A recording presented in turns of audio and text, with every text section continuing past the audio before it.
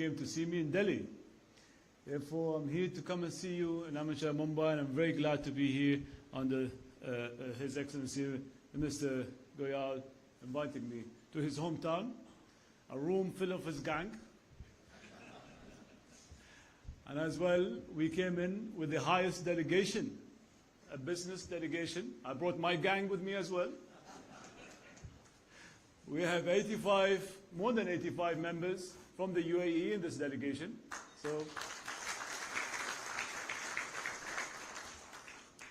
Minister Goyal, distinguished guests, ladies and gentlemen, good morning. It's a great pleasure to be with you here today.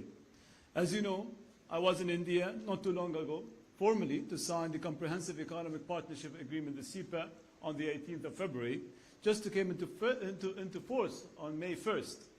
When I was having the discussion with His Excellency Goyal on the 18th, he said, when do you think the agreement will come in force? I say ratification will take a little bit of 2 months, but let's say 1st of June will be a great day.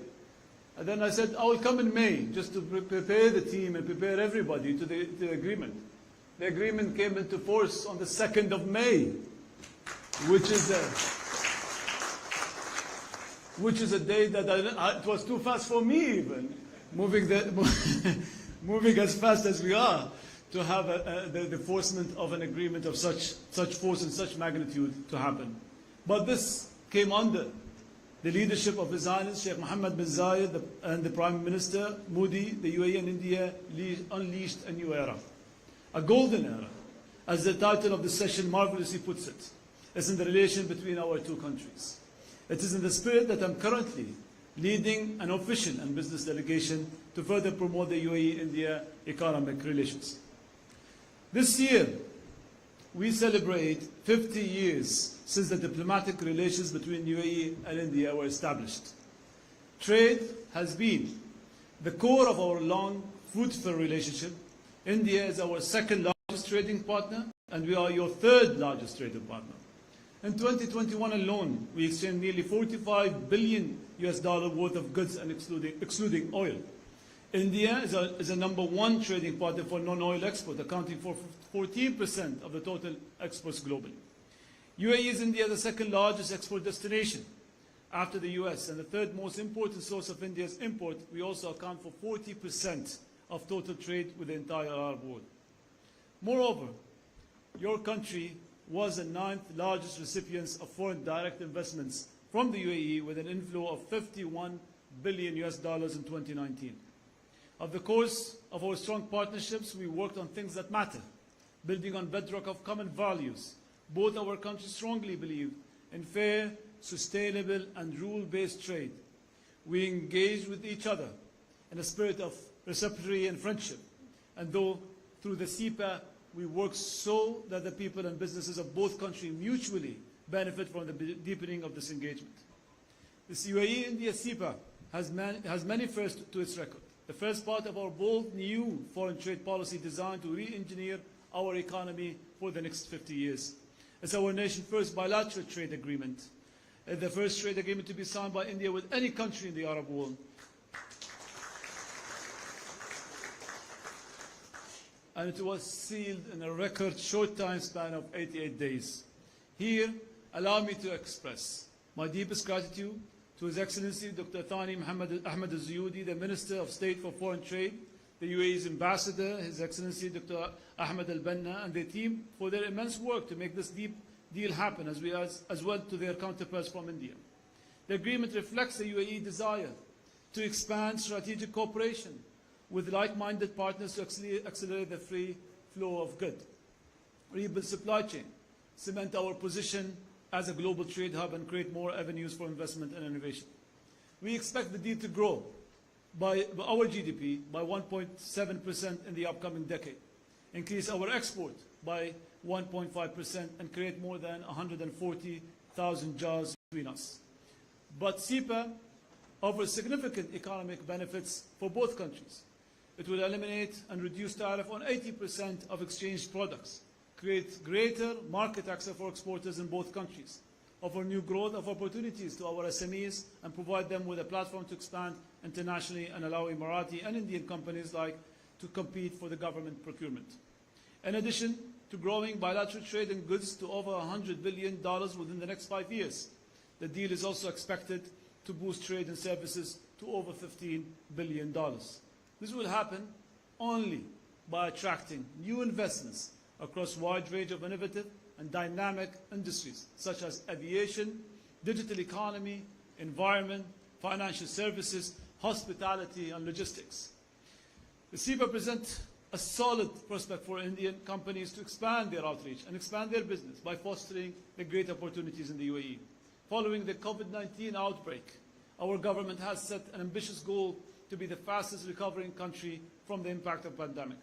While international organizations expected that the UAE's economy to grow by 2.1% in 2021, we achieved a growth of 3.8% in 2021.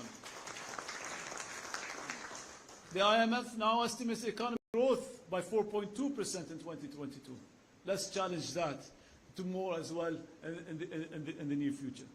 The figures are broadly in line with our central bank projections, but of course, this update reflects a number of factors, including our ability to manage COVID-19, easing and restrictions, and rebound in oil prices. But one of the most prominent factors behind the growth upgrade and also the introduction of serious reforms and stimulus measures to revive economic activity. Certainly, we are at a downside risk up to a further escalation in the war in Ukraine, new COVID-19 variants, a faster than expected Fed rate hike trajectory, and prolonged more widespread lockdowns in China can threaten the recovery. We are confident, however, in our ability to weather the storm by pursuing ambitious reform agenda again. Amid this pandemic, post-pandemic trends of rapidly changing investment landscape in the UAE has continued to attract FDIs, reflecting the confidence of investors in our economy and growth trajectory. Our economy attracted $20.7 billion in FDIs in 2021, an increase of 3.9% from previous year. The UAE ranked first in the MENA region and 15th globally at 80 Kearney's FDI Confidence Index in 2021. This hardly came as a surprise. Over the past few years, we established amendment over 40 laws to enhance the business environment and boost competitiveness. We overhauled the law on commercial companies and removed the requirement for onshore companies to have an Emirati shareholder, allowing 100% free foreign ownership in all major economic sectors.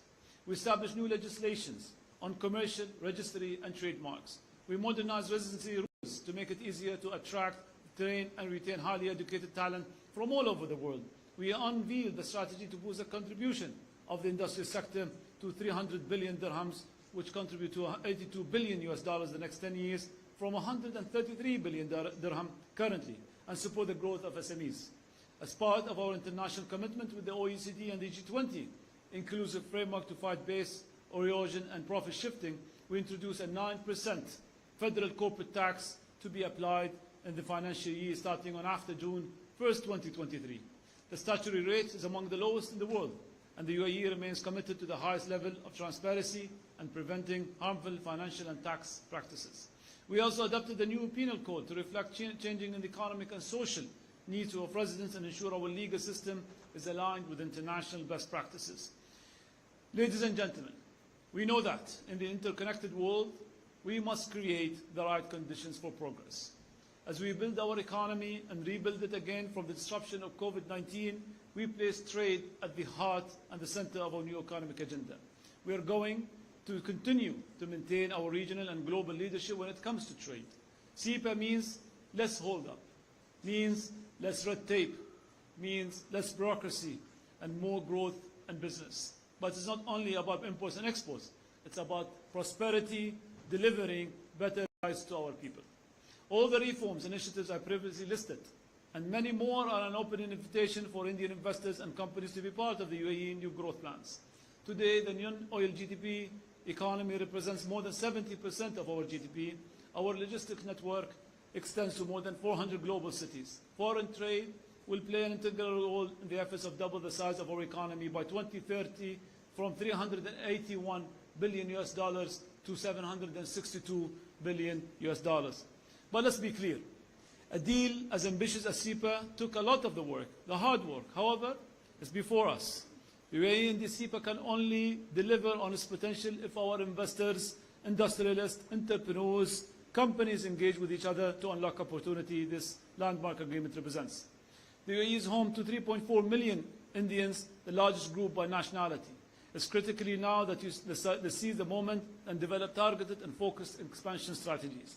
And my colleagues at the Ministry of Economy are here to facilitate the process and help Indian companies seeking to expand their footprint in the UAE and from the UAE to the rest of the GCC and MENA region and Africa.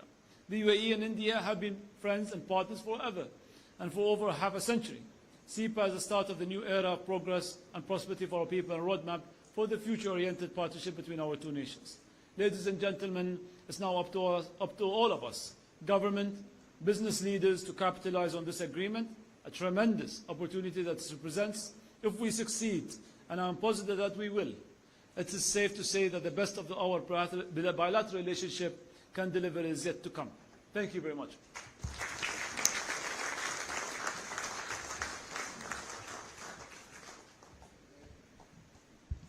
Thank you.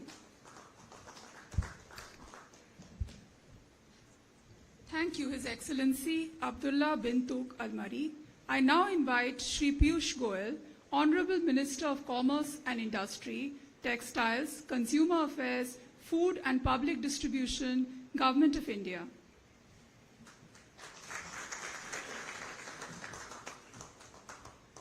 Thank you very much, ma'am.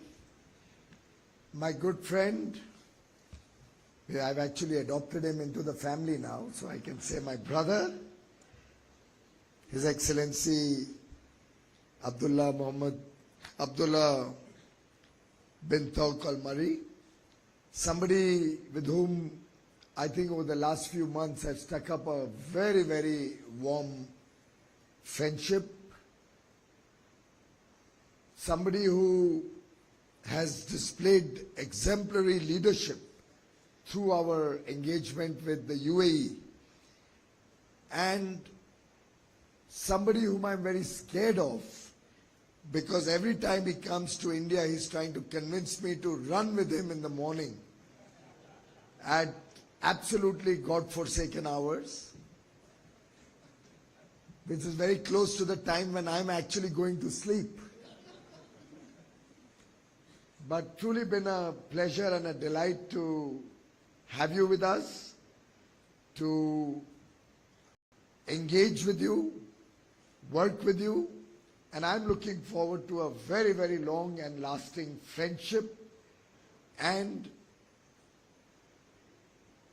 the affection that the UAE leadership has showered on India, on all Indians, whether business persons, whether living in the UAE, the care and concern that all of you demonstrated during COVID with such a large Indian diaspora living in the UAE, I can only say a big thank you from all of us who are here. His Excellency Ahmed Belhol Al-Falasi, Honorable Minister, young, very smart. I think you had a chance to hear him earlier in the day. And the good part is that one can relate with the leadership of the UAE, since we share a very long history, a very long era of cultural ties. The perspectives are quite similar. And I can see that going forward, the leadership of the UAE, the leadership of India, will be working very closely together. Lots to do, lots to achieve. This is only the beginning. His Excellency Dr. Ahmed A.R. Al-Banna, the Ambassador of UAE to India, in a way I can say the architect of this very important UAE-India SEPA. And why I say that is, he had just called on me as a courtesy call. I didn't even know him when he first came to meet me. Just probably a year ago or so. It was not even in the Udyog Bhavan office, not the Industry or Commerce office. It was in the Krishi Bhavan. And we got talking. I said, are you a medical doctor? He says, no, I've done my PhD. What? WTO studies. And I almost became a student trying to ask him, pry his mind, learn from him about what are the nuances of the WTO. And from there, the conversation moved to greater engagement between the UAE and India. Of course, we had been talking to the GCC for many, many years, over a decade. Nothing was coming out of it. And the next meeting, he comes and he drops the bombshell that we are willing to engage with India and sign up for a free trade agreement directly between the UAE and India. And we are clearly the largest trading partners, and particularly when you remove the petroleum imports from the GCC, India and UAE have huge potential to work together. And the story began there, transformed itself into history with the fastest ever negotiated free trade agreement between two countries. The first, as Honorable Minister just mentioned, that the UAE had ever done. The fastest ever entry into force that we would have seen of an agreement signed in February, and 1st of May we are in force. A number of other historical firsts in this agreement that I'll briefly touch upon. But truly, thank you, Dr. Al-Banna, for your friendship and your leadership of this engagement. Congratulations, Sanjeev ji, our new president of CII. Somebody I've known for many years, looked up to as a very distinguished business person, and somebody who, in the face of every adversity also, can be there with a smile, accept challenges, and excel in every role that he has taken up in the last at least 30 years that I've heard of. Congratulations for your successes, and I'm sure under your stewardship, the CII has a very, very bright future. Thank you, Excellency Sudhir Sanjay, the Ambassador of India to UAE. He's been persevering hard to make the entire relationship successful. Very soft-spoken, very kind-hearted, and brings to the table very rich experience, both in the Foreign Ministry and the Ministry of Petroleum, where he has had a chance to work many years right at the top with the minister. I think our two ambassadors are not only ambassadors of the respective countries, but really are brand ambassadors of what each of the countries has to offer. Each one of you will find in them a very sensitive persona, ready and willing to help grow this engagement between the two countries. I have a complaint to make about you, Chandrajit.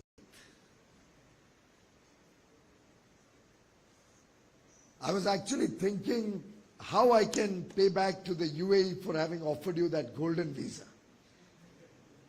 And I was thinking that maybe I should offer citizenship to my friend Abdullah.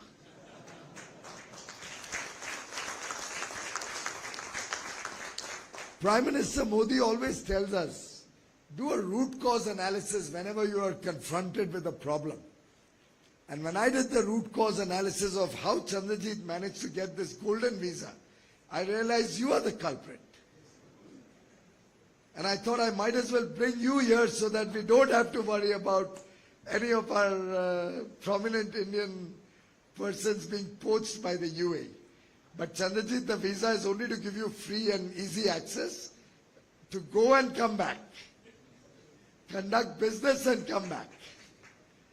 But you really led the business community from the front. We are very proud of all your wonderful achievements, and I wish you well in all your activities.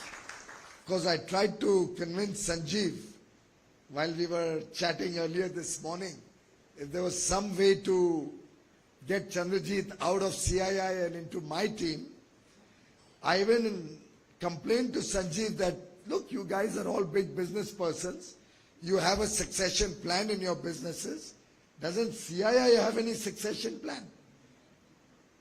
And I sincerely believe that you should look at giving CB into government and building up a new leadership team at CII.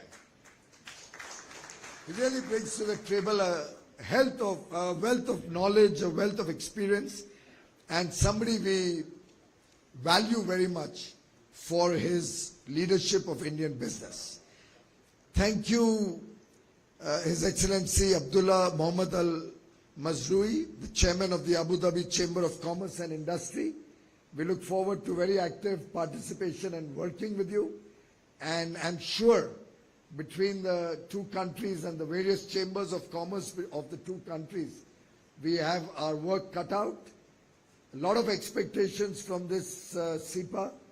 In fact, when we were trying to assess why earlier CEPAs did not result in Indian businesses not being able to grab opportunities, and we've done a fair share of CEPAs or free trade agreements many years ago though, we realized that a lot of effort goes into finalizing the agreement, but not enough stakeholder consultations before the agreement, and certainly after the agreement is signed, then government is busy on its own, industry is left to figure out on their own what to do, how this can benefit.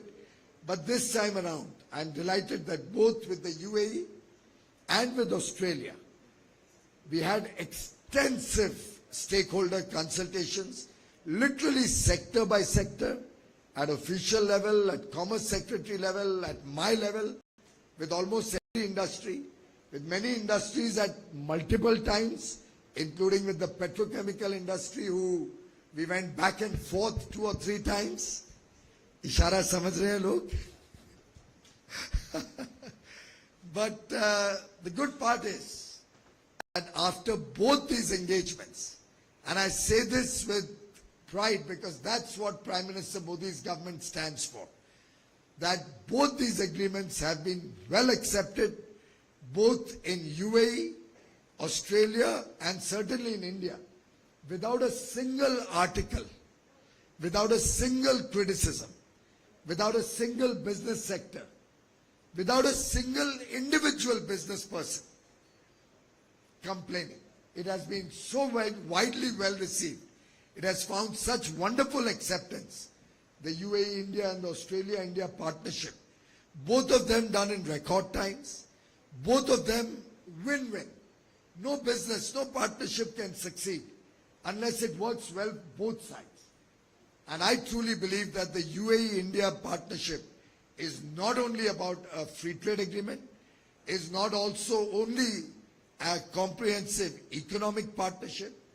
It gives a message, a very, very deep message that Prime Minister Modi and Crown Prince Sheikh Mohammed bin Zayed bin Sultan Al Nahyan, our two leaders, have been demonstrating through their friendship over the last many years, and have truly invested their personal capital, their personal commitment, their personal goodwill into nurturing as a defining relationship of the 21st century.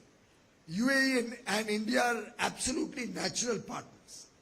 And we both believe, right from the leaders to us, to our officials and to the business community, taking it down to the people of both countries, we have tremendous love and affection.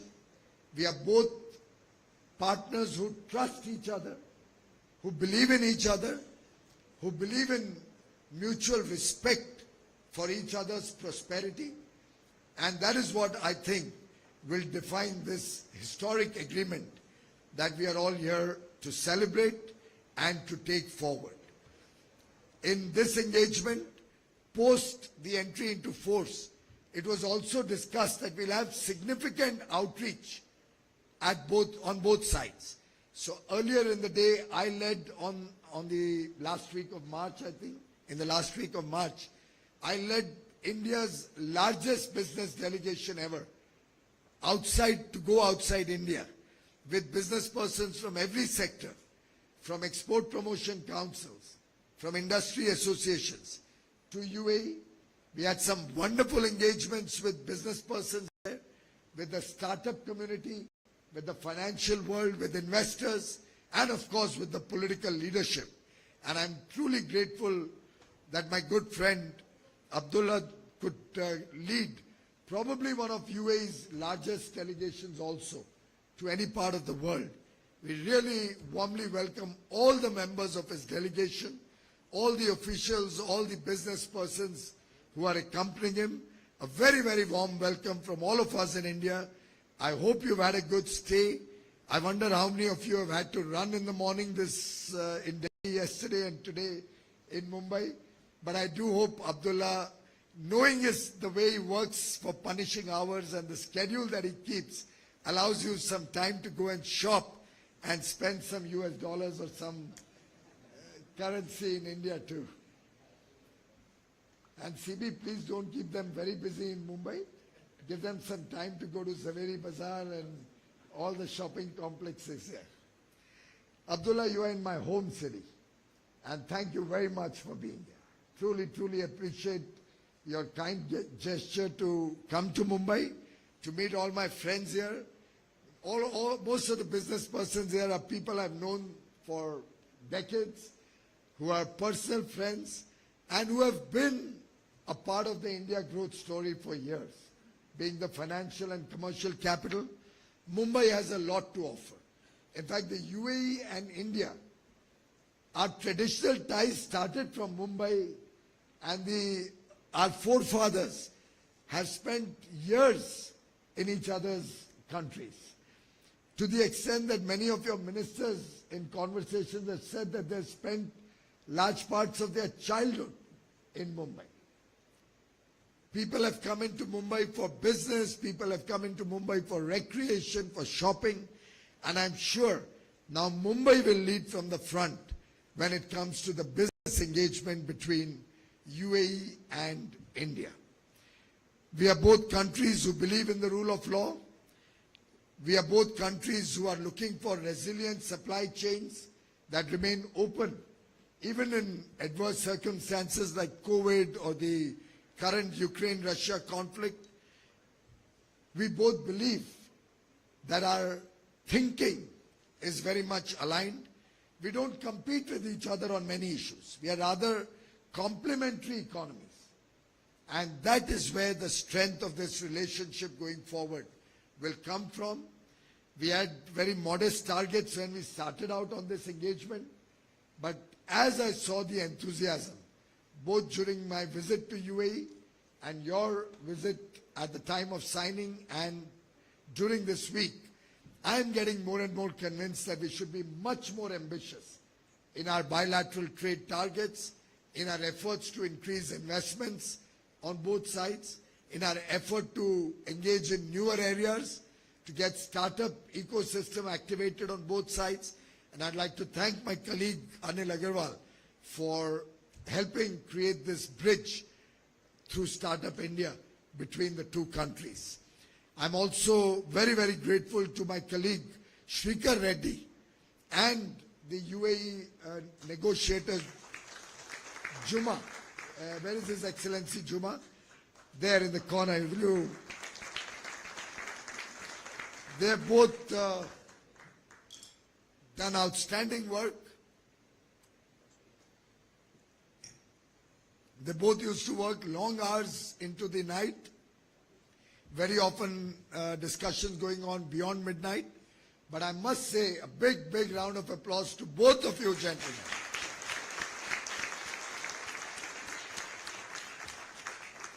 Thank you. Well, these are exciting times for both nations in terms of business. In fact, in some way, Abdullah, your visit reminds me of the visit of an old Arab traveler, Al-Masudi, who came to India in the 10th century. He was one of the great historians, geographers, and climatologists of his time. One of the earliest to give an account of the monsoon and how and when it will come into different parts of the world. In fact, the monsoon, I'm told, has originated from an Arab word called Mausim. And in India, it's Mausam. In Hindi, it's called Mausam. So British did not leave behind everything here. They took a hell of a lot from here into their country, including our language.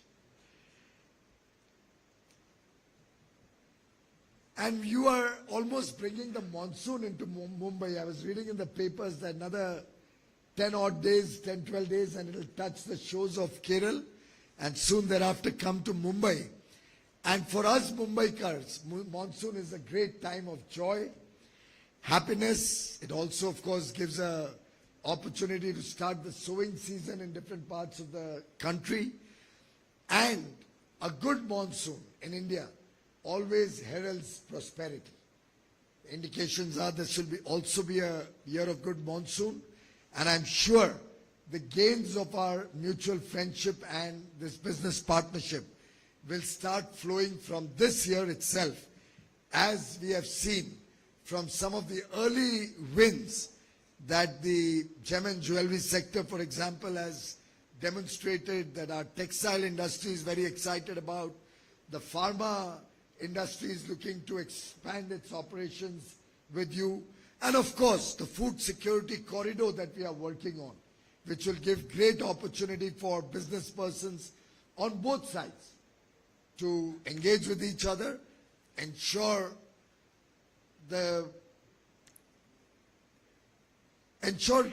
timely and quality supplies of goods and services between both countries. And I'm only speaking about quality here because, as you might have seen, the Honorable Prime Minister on more than one occasion has been highlighting that India should be recognized as a quality manufacturer, quality supplier of goods and services. And I think just like many parts of the world are identified with specific products, you get a Swiss watch and or you get a good watch and you know it's Swiss, you know it's going to be a good watch. Similarly, we have a lot in India to offer where we are truly world-class in quality.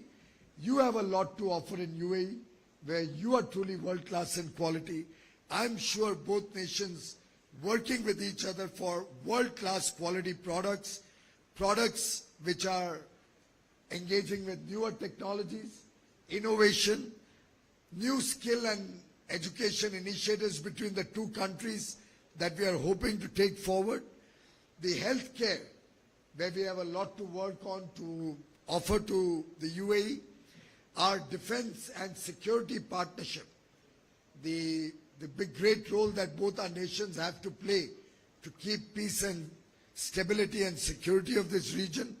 All of these will get strength from this SEPA, opening the doors for greater engagement and benefits for people in both countries. Friends, in this SEPA, there are many historic firsts, some of which were highlighted earlier, but we've also got a pathway for Indian pharma products to fast-track its approval in the UAE, almost with a 90-day timeline. All our Indian pharma companies, pharma products which have US FDA approval or approval from the EU, from Canada or UK, will get a faster pathway based on the approval that they have from these highly regulated and developed economies for marketing their products into UAE. The first time any nation in the world has given India such a benefit. And I'm truly grateful to you for that, Minister. This will open the doors for pharma products to go to the UAE, and we all know that UAE also is a supplier of large quantity of products to many other regions in the world, large African continent, the CIS countries, the Gulf region. So really it's opening up the gateway in a big way for our pharma sector.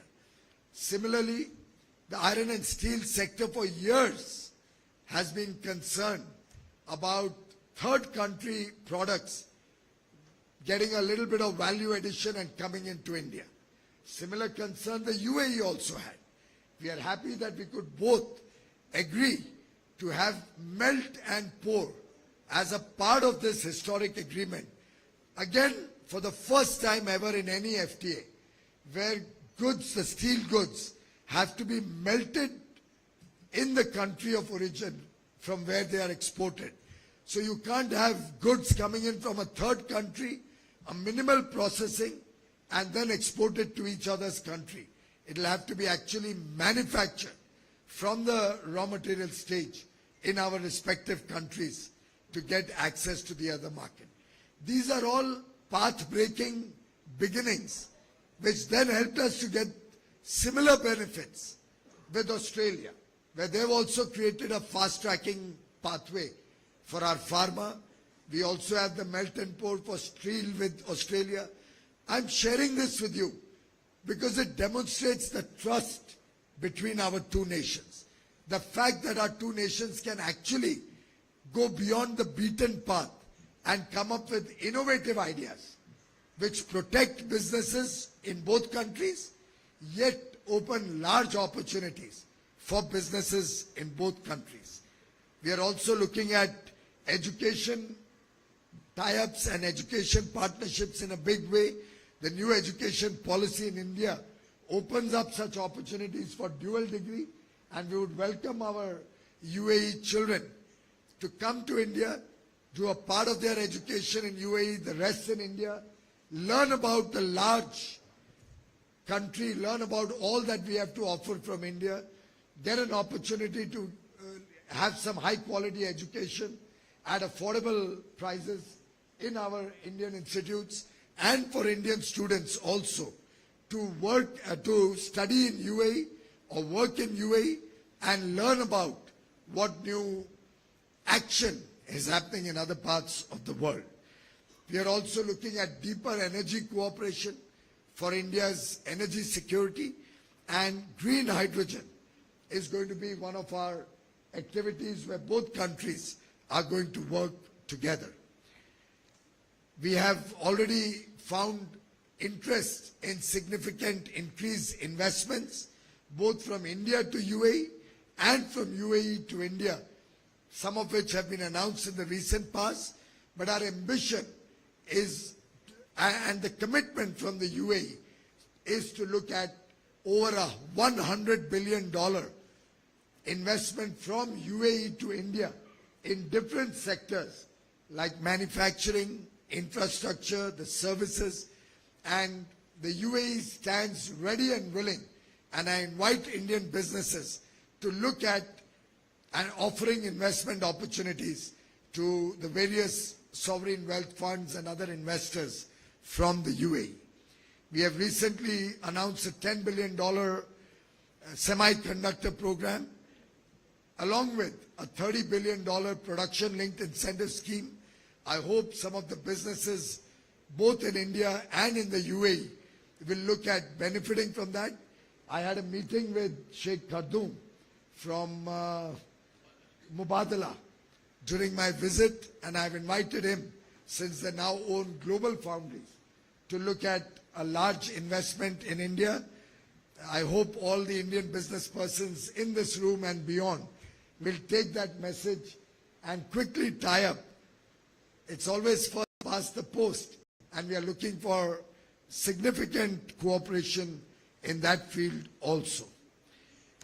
Well, it's time now for us to forge new partnerships, new relationships, scale up our business, expand the scope of your engagement with the UAE and the UAE business persons with India. Just like Mumbai and Sharjah have seen great innings of partnerships in cricket, the time is right now for India and UAE to make this partnership the defining partnership of the 21st century. My best wishes to all of you. May the businesses in both countries prosper. May you all remain safe and healthy. Thank you very much.